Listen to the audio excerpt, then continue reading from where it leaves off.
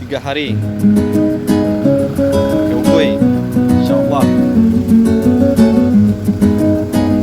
Coba yang bawa mobil dokumentasi ya Pak.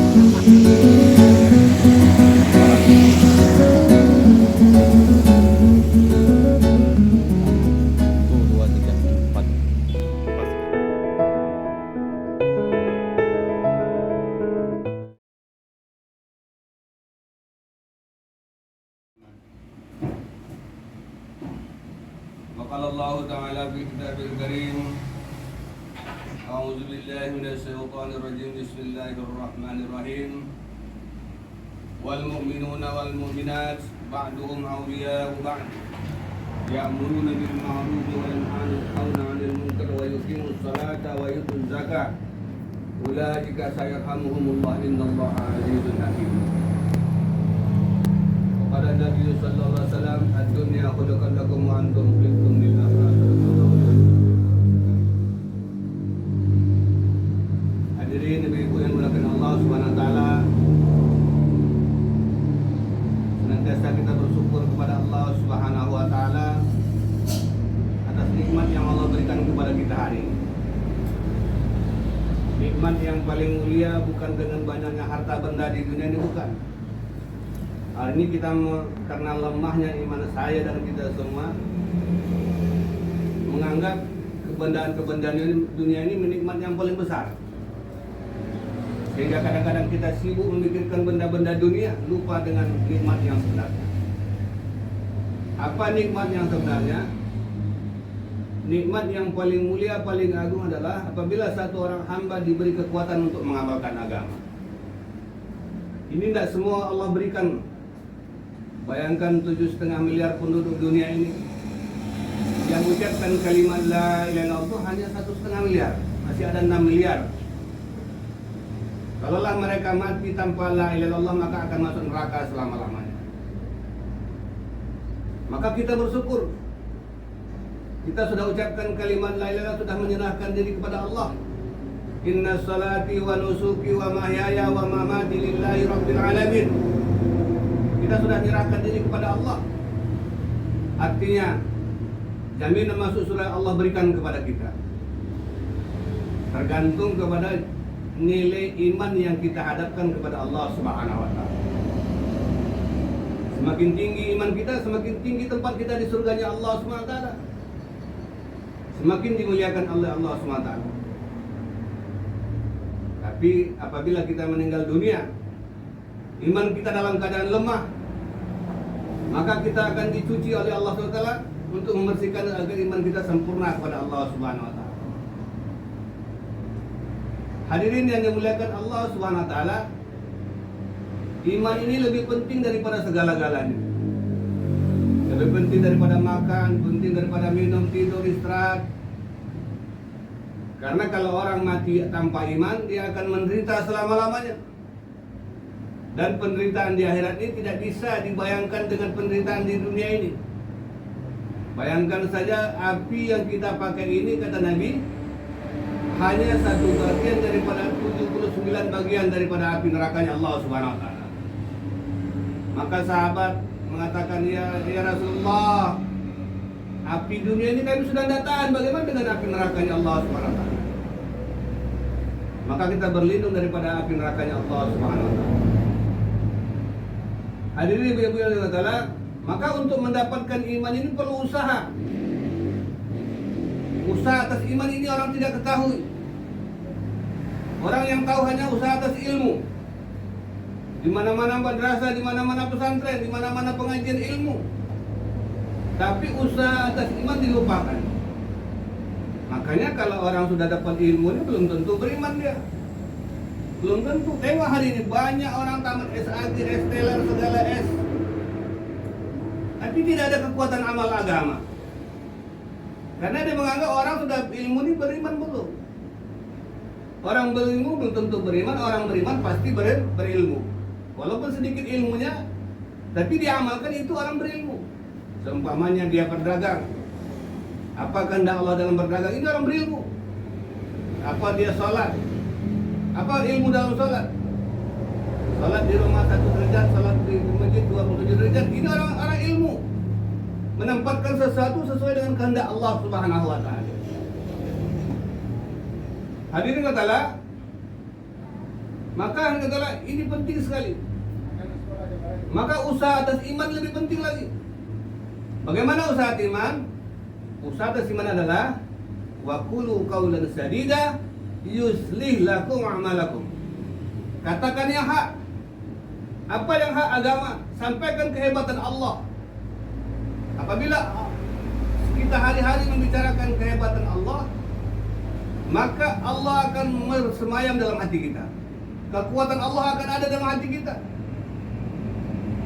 Sampai nanti puncaknya, kalau hari-hari kita bicarakan kehebatan Allah, ketika kita akan meninggal dunia mampu mengucapkan kalimat la ilaha illallah. Ini orang yang sukses. Orang yang sukses itu tadi bukan orang yang hebat membuat gedung, membuat kebun, buat ini segala, bukan. Orang yang sukses adalah orang yang apabila mati mampu mengucapkan kalimat la ilaha illallah. Dan apabila kita mengucapkan kalimat la ilaha illallah di akhir hayat, ini bukan segampang apa yang kita hidup hari ini. Kalau hari ini kita bisa la ilaha illallah, la ilaha, gampang. Ketika dalam sakaratul maut, maka setan akan menggoda sekuatnya. Bagaimana kita tidak bisa ucapkan kalimat la ilaha illallah? Apabila satu orang hamba mati bisa ucapkan kalimat la ilaha illallah, maka setan menyesal semenyesal-nyesalnya. Karena target setan adalah bagaimana seluruh manusia ini tidak beriman kepada Allah Subhanahu wa taala, supaya masuk nerakanya Allah Subhanahu wa taala. Maka kita perlu usaha atas iman. Bagaimana usaha atas iman? Mentazkiyah diri, menyusahkan diri untuk agama. Kenapa hari ini kita tidak cinta kepada agama? Karena kita belum ada disusahkan untuk agama. Nabi adalah orang yang paling iman, yang paling kuat di atas dunia ini, tapi dia disusahkan oleh Allah untuk agama. Penderitaan Rasulullah 700 kali lebih daripada penderitaan Nabi-Nabi terdahulu. Tidak ada yang menderita seperti Rasulullah SAW. Makanya induknya Nabi adalah Rasulullah SAW. Tidak akan diciptakan dunia ini, kata Allah, kalau tidak karena engkau, wahai Muhammad. Nabi Adam saja ketika dia berbuat dosa, memohon ampun kepada Allah, ya Allah ampuni dosaku dengan perantaraan Nabi Muhammad SAW. Kenapa engkau tahu, kata Allah? Aku melihat di pintu surga terpampang namamu, la ilaha illallah Muhammadur Rasulullah. Maka Allah ampunkan Nabi Adam alaihissalam. Hari ini katalah, maka hari kata kita hari ini nak usaha. Hari ini kita paham usaha dunia, sehingga kadang-kadang agama kita tinggalkan. Kita lemah dalam agama karena sibuk mengurus dunia, sibuk dengan apa yang akan kita tinggalkan, lupa dengan apa yang akan kita bawa menghadap Allah Subhanahu wa taala. Maka ini hadirin katalah, kita nak belajar menyusahkan diri untuk agama. Baru timbul kecintaan kepada agama. Kita tidak rela anak kita meninggalkan sholat. Kita tidak rela anak kita tidak tutup aurat, karena menjadi tanggung jawab kita sebagai orang tua. Nanti kami sebagai suami laki-laki, hari ini ibu-ibu tidak menuntut, wanita tidak menuntut. Tapi nanti di akhirat kalau kami tidak ajarkan agama kepada istri-istri, maka nanti kami yang menuntut ibu-ibu sendiri. Ya Allah, saya tidak rela suami saya masuk surga, ya Allah, dia tidak pernah ajarkan agama kepada saya, ya Allah. Sama dengan kalau ke rumah sakit, masuk rumah sakit, badan sakit, maka dokter katakan makan obat ini, obat ini, obat ini, obat ini. Tapi karena kita ini tidak tertib, kadang-kadang dimakan, kadang-kadang tidak obat ini. Obat habis, saat penyakit tidak sembuh, maka datang ke dokter. Dokter, kenapa saya tidak sembuh? Kamu makan obat bagaimana? Suka-suka hati saya saja. Kadang saya makan, kadang enggak, ya kan? Maka tidak ada. Sedangkan dengan tertib yang sempurna saja kadang-kadang belum sembuh, ya kan? Ulangi lagi. Bagaimana kalau kita tidak tertib? Jadi tertib itu untuk diri sendiri.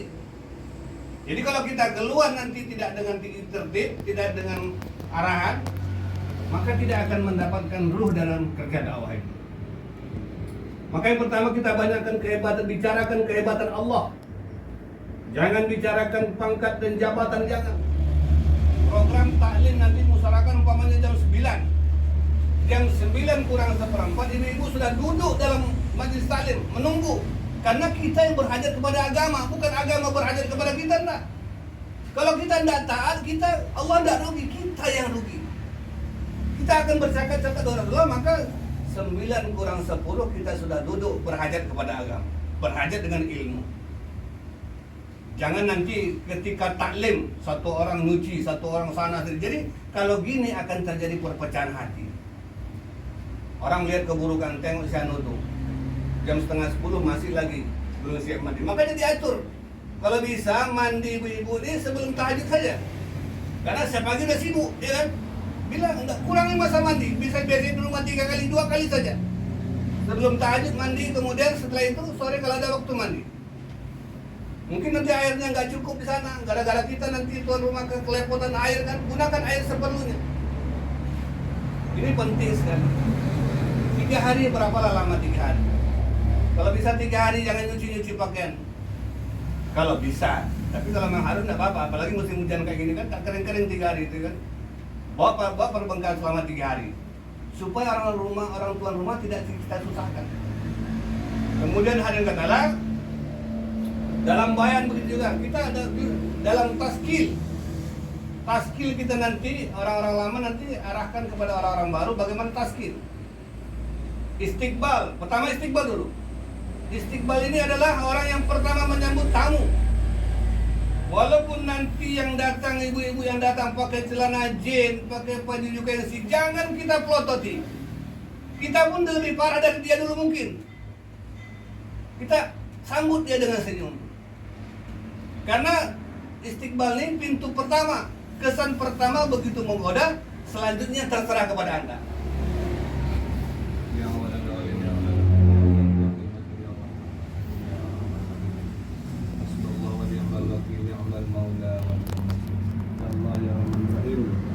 Kami yang banyak dosa ini Allah, telah banyak kami bermaksiat kepada Engkau ya Allah.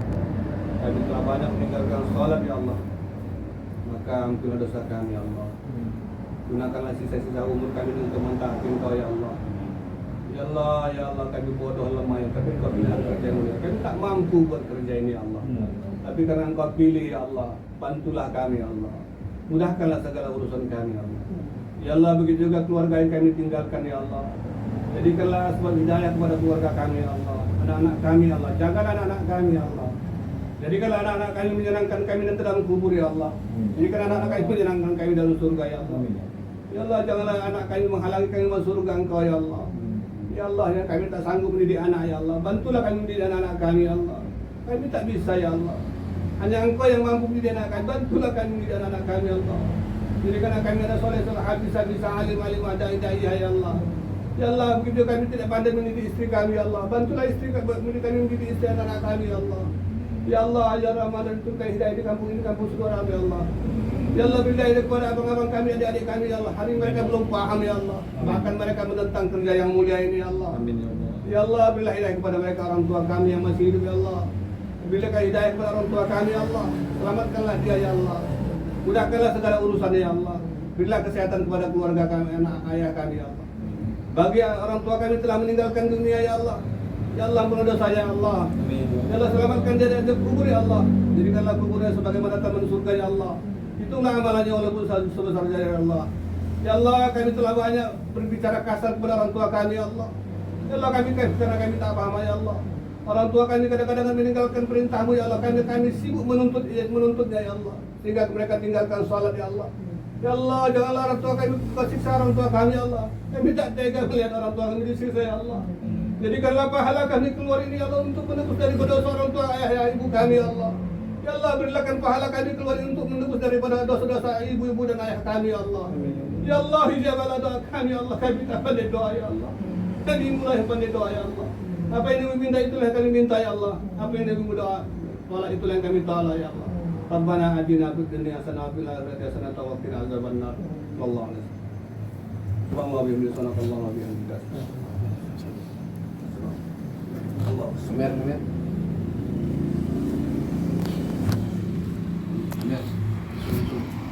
Abash. Usul pamer. Usul dari kanan deh. Pada Pak Haji. Pak Haji. Alhamdulillah. Abbas. 3 hari Yogui insyaallah coba dan 2 mobil dokumentasi ya Pak.